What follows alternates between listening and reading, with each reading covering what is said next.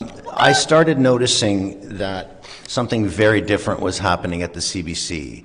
Who were we to deliberately withhold information the public needed to know and had a right to know in order to make a decision? I think it is extraordinary that Mark Carney has become the Prime Minister of Canada. He did a terrible job in Britain. They would not be journalists, that they would instead be public health messengers. And the result is that Canada's national broadcaster has morphed into a state broadcaster. It's promoting government policy without question, while censoring, belittling, and shaming learned Canadians who dare to object and attempt to inform us of the truth. Canadians were starting to see this and they were calling us out on it. All of a sudden, the term anti-vaxxer came up. That's because this was not news gathering, it was propaganda. And to define propaganda, it's information, ideas, opinions, or images that give one part of an argument, which are broadcast, published, in order to influence a person's opinion. Bad journalism is incompetence, but propaganda is a betrayal. We were clearly pushing propaganda. And we expect them to tell us the truth because they've done it for 50 or 60 years. And I was disturbed and alarmed about the language that was being used in some of our editorial meetings. The CBC was still demonizing the unvaccinated as a danger to public safety. CBC is not impartial. It is not independent. How could you ignore this? And that's what CBC has done. It's betrayed us all. Will we get the CBC, our public broadcaster, back? I don't know. But I do know that more journalists need to stand up, speak out, and stand firm as a truth teller. Look inside yourself, Rosemary. I mean, you start from a prior of conflict and ill will. Does it strike you? I didn't use up my time. No, you didn't. There's a lot unusual about your speech, Liz, but we're going to take off. 9 years. Okay, I gotta calm down. It's been 9 years. And we wonder, at first I thought, he doesn't show up because he's shy. He doesn't know how to do jokes. He has no music to do. But maybe he doesn't like to be among... Qu'est-ce que tu peux exprimer? Maybe he doesn't like to be with humans. I used to enjoy watching the news with my parents so much. Like, back then, you trusted the news. You trusted the anchors.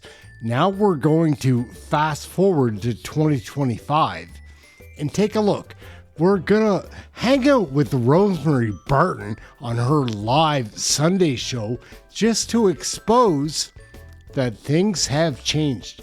It is a mess. This is liberal propaganda. Maybe Rosie is gonna wear the journalism hat today, but I doubt it. Like, she's a hack journalist, very capable woman. Like, I'm not saying she's not, but what she's been doing lately, man, is working for her pension. That's not a good way to do it, Rosemary. Go independent. You and Vassy could make a show that would be great. Imagine all your content. You guys are good at what you do, but when you're bad, you're so bad. It's so obvious. Like, it's a heartbreaker. Anyhow, let's get into this Rosemary Barton live. We're gonna do this. It's a slow day in Canadian federal politics. Let's go. Oh, yeah. This Sunday on Rosemary Barton Live. We just had an election 6 months ago. We gave Mr. Carney a mandate to execute a plan. That plan is in the budget. The Carney government faces a confidence test tomorrow with the vote on the federal budget. Chief Government Whip Mark Gerritsen is here on whether he thinks the minority Liberals survive or if Canadians are headed to a winter election. The Liberals need just 2 votes or 2 no-shows to survive, with the Conservatives and the Bloc Québécois against the budget. Just who gets behind it? We'll ask Green Party leader Elizabeth May on how she plans to vote. The first principle of these projects is it's in the interests of Canada. The Prime Minister announced another round of major projects meant to be fast-tracked and to boost an economy facing pressure right now. We'll talk to a Northern Ontario mayor on what being included in the major projects list means for the city. It all starts now on Rosemary Barton Live.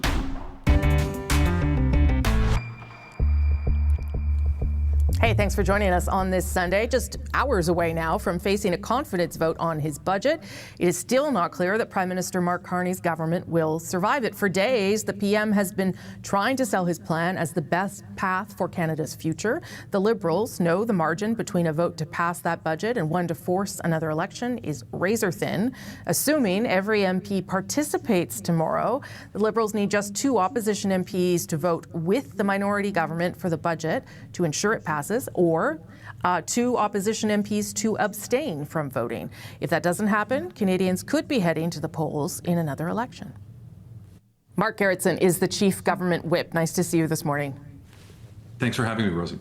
Based on the conversations that you've been having, Mr. Gerritsen, do you expect the budget to pass? He's tomorrow? a bum.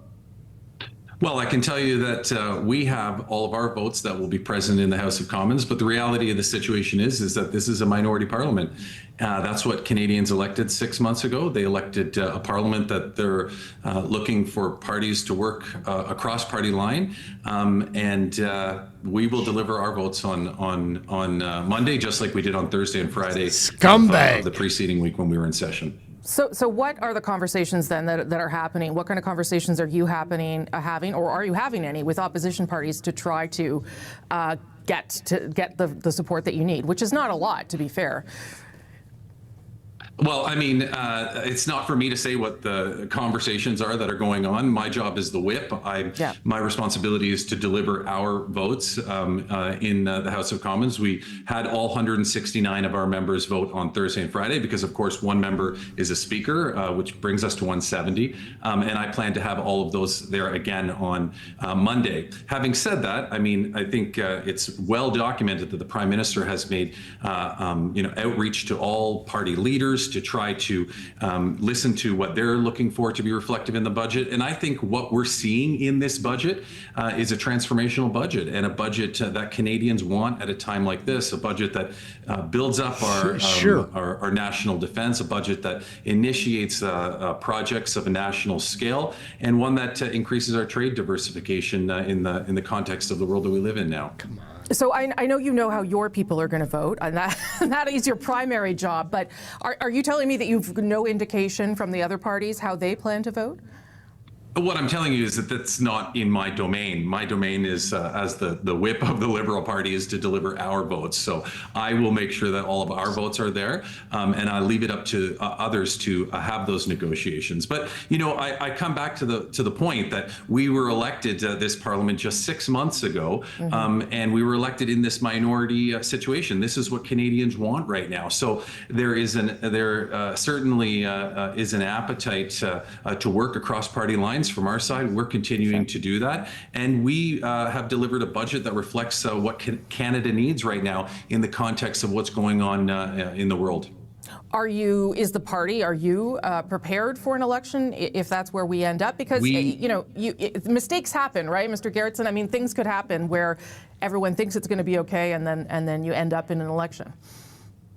We're always ready for an election. The Liberal Party has been ready for an election since the last one. We don't want one. We also don't think that Canadians want a Christmas election. But we will certainly be prepared. We are always ready to go. And if it comes to that, then we will proceed to an election. Having said that, I'll reiterate what I said, which is that I don't believe Canadians want this, and what they want is for us to be working together. And I believe that this budget reflects that.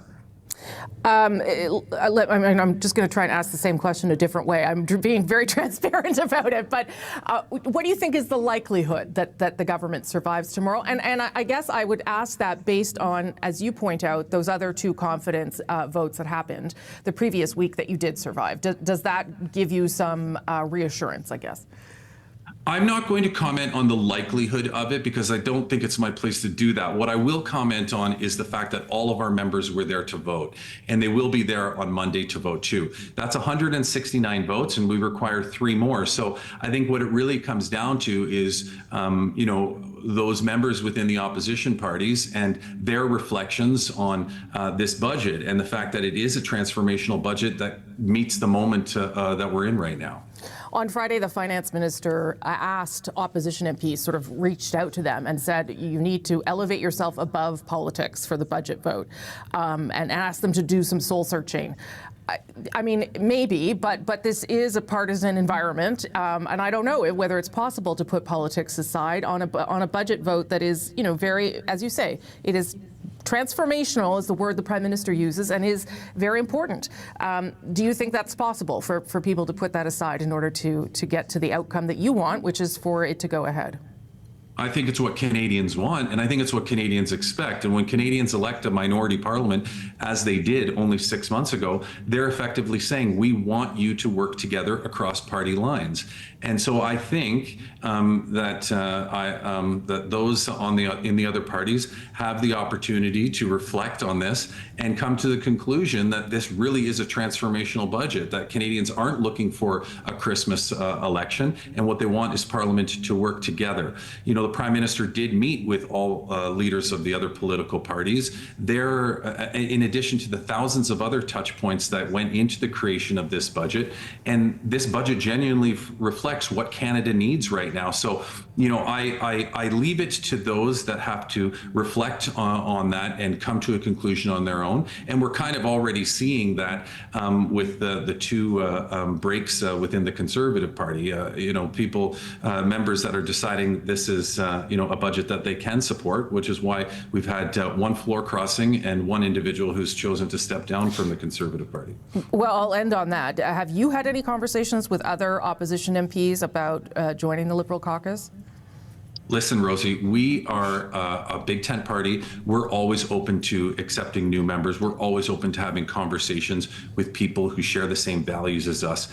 And I think what we're seeing more and more now is that there are more progressive conservatives out there that just don't see their values reflected in the current Conservative Party led by Pierre Poilievre. And that's why we're seeing more and more people, come to the reality that this is a good budget. It's a budget that meets the moment that Canada needs right now, and that's why they're choosing to vote for it.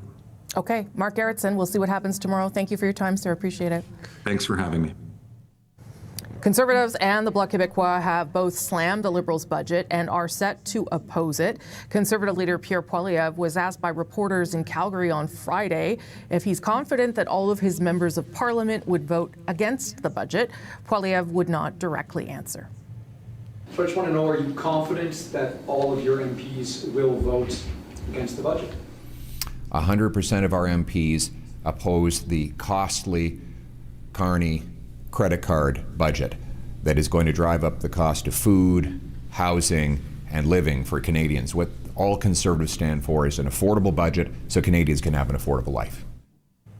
The spotlight will be on the NDP and the Green Party tomorrow. New Democrats on Budget Day earlier this month said that they were going to take some time to study the document. They were going to talk to Canadians in their ridings. Still not clear at this hour how they will vote or if they will, because they could have abstained. The NDP leader said on this program that abstaining from the vote is an option for some of their MPs. That's one way for the Liberals to avoid that snap election without outright support from an opposition party. The other way, the Green Party has one MP in Parliament and might end up being crucial in determining whether the government survives. And the leader of the Green Party, Elizabeth May, joins me in studio this morning. Good morning. Good morning. Appreciate Rosie. you being here. Well, thank you. You said on Budget Day there was no way the Green Party could support this budget, but that you were open to conversations. What conversations have you had? Are you still having them? Many, and yes, I've had conversations, and the openness, and I have a sense that there's some goodwill.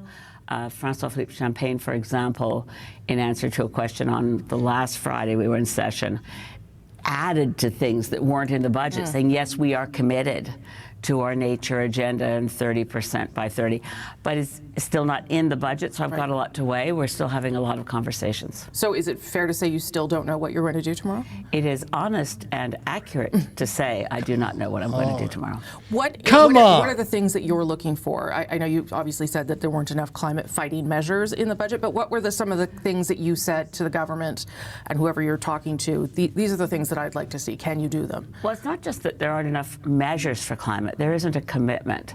The Paris Agreement isn't mentioned at all. And that was unfortunately also the case in the speech from the throne. So the signals aren't good. So when a new government comes in and cancels existing climate programming measures, doesn't add in new things to address the climate crisis, and so I want to hear clearly and preferably have the budget amended to say, now that gets tricky because tomorrow's the vote, but there's nothing here that says this government understands that we're in what we passed in Parliament when Catherine McKenna was minister. We're in a climate emergency. It was 2019. We're in a larger emergency 6 years later. And what are we going to do? There's also a real uncertainty around support for a number of things that have been promised in the past, like an adaptation strategy. There's a certain level of climate crisis we can no longer avoid, and we're not ready for it. 2024, we had $8.5 billion worth of insurable losses to climate events, and obviously more that weren't insurable. So and the measures for, what are we going to do about wildfires? This budget is quite inadequate.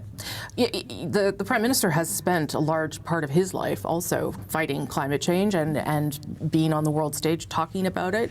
Do you question his commitment to that and his bona fides in that regard, or? Well, one has to. I believe in evidence. It's hard to imagine a human being with the intellectual capacity of the Prime Minister writing a book like Values, and 10 years ago, 2015, giving the speech that he gave to Lloyd's of London without understanding it and without being committed. But actions as a government are lacking. We're missing in action. We're not at COP30 this year. The government could have planned the budget. Well, there are ministers there, to be fair. No, he had to leave already to get back for the vote. So the critical period is this week starting, and neither minister can be there because they have to be here for the vote. That's unfortunate. It's not, and then so the signals aren't good. That's why I'm in the conversations I'm in, because deep down I believe it can't really be true. With the Liberals, you worry all the time that they're going to break their promises. With the Conservatives, if you care about climate, you're worried they're going to keep their promises. So as someone elected in this Parliament, to at least make sure that a voice for climate action is not completely absent, I have to keep saying, look, I can't vote for this as is. I need to hear and see the commitment. How do you weigh some of the other things that the government is doing putting two projects, LNG projects, on a fast track, in discussions with the Alberta government for a memorandum of understanding that the Premier at least says would circumvent some regulations, may include some sort of language around a bitumen pipeline. How do you reconcile those actions with what you're looking for? Well, Bill C-5, which we experienced in June with, as you'll remember, our absolutely record-breaking press through Parliament with less than 4 days from second reading to it's gone through and it's passed. Not properly studied, and what it said was we can break other laws if we decide a project is in the national interest. So you take these things together, and the new announcements for more climate-killing projects, for more fossil fuel subsidies, and yet I'm still open to giving my vote to confidence of the House, because I know how much Canadians don't want another election right away. So I'm in a dilemma, obviously, and I'm still talking to ministers and representatives from the Prime Minister's office and others to see what could we do before tomorrow afternoon to affect my vote. Because right now, I'm a no. Who else are you talking to? Are you talking to any other parties? Are you talking to the NDP to see what their plan is? Are you engaging at all? Well, I talk to my friends who are NDP members of Parliament, but they're not in a position to say, we know what we're doing. I mean, they may know, but the sense is you've got 7 members of Parliament. Obviously, Heather McPherson, in a run for leader, is unlikely to vote confidence in this budget. But there may be some, and not just in the NDP, as we know, who may be suddenly unable to manage their remote voting app. No one knows. I'll just end on this. Obviously, part of this budget is a response to the moment we're in, which is, a bit of an economic crisis, given that nothing's moving forward with Donald Trump. The moment we're in. Would you say that this budget does that at least, and that it is important that these actions get dealt with, given what we're facing? I think there's no question that Canadians want to give the benefit of the doubt to the Prime Minister, me included. I don't find the measures in this budget to be an appropriate way to protect Canadian sovereignty. The effort here with what they call the productivity super deduction is to attract foreign capital to Canada. We know the last time that happened when Stephen Harper got rid of the tax treatment of investor trusts. What you end up with in that case was a massive increase in foreign direct investment and a lack of Canadian productivity. When you invite foreign corporations into Canada to take our resources, rip them and ship them out, that doesn't contribute to productivity. It does attract more investors, but they're foreign investors and they buy up Canadian companies. So I'm not sure this is a Canada First budget. On the other hand, I have great empathy for the Prime Minister. It's one thing to say we're dealing with the White House the way we used to understand what that meant. So now we're dealing with an irrational actor. So you could take the steps, all the steps in the world to appease a rational actor and think you're making progress. That's not what we have on our hands right now. You do have one more option, and that is to abstain. Would you consider doing that? I consider things. I talk to my constituents, and I was in the riding talking to people all week. I don't feel that it certainly isn't my inclination. We don't have anything in parliamentary procedure that records an abstention, like a principled decision. You're just not there.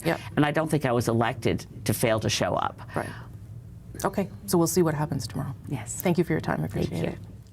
Oh, yeah. Before you see the toothpaste is out of the tube, and all of these liberal hack backbenchers, cabinet, your leader of our government, Mark Carney, he's a con man. I read his book. He's got nothing in mind for us. He's a corrupt person. That's it. I do invite liberal voters to watch and become informed, because once you see it, you can't unsee it. They're disgusting, all of them. Like, honestly, does any of this really make sense to you? Like, it makes no sense to me. I'm trying to get the word out that there is a conspiracy against Canadians happening in our country, and it's orchestrated by our federal government. It's a sicko plan. Mark Carney is demented. He's a nut. He's a loser. He's a fraud. He's a con man, plagiarizer, whatever. He ruined Britain all by himself. And he wasn't British. He is Irish. He is a European. Who cares? Aaron, Canadian Looney, like, share, subscribe. I'm sick of this stuff. I'm just trying to put the word out to the good folks in Canada that maybe we need another election. Get rid of this guy for good. Liberal voters, pay attention. He doesn't care about you. You think he doesn't have bad plans for your money too? Come on, liberal voters, let's get together like we used to be a country. Aaron, Canadian Looney, like, share, subscribe. It's just so frustrating to watch this. Clown Carney. Everybody trusts a banker